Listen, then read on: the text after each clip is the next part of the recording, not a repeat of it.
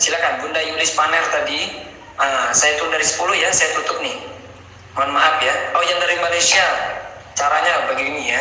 Yang dari Malaysia, cara pembeliannya begini. Perhatikan yang dari Malaysia.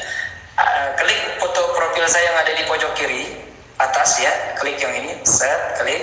Maka muncul seperti ini. Klik lagi. Nah, akan muncul seperti ini.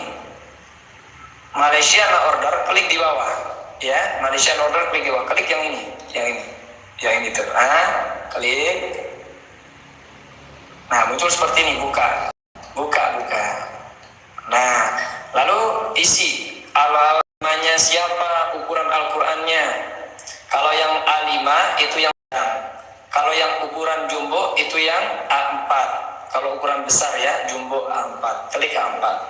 Lalu isi alamatnya semua, isi alamat lengkapnya. Baru setelah diisi semua, baru klik order now. Klik order now, selesai, sudah masuk pesanan.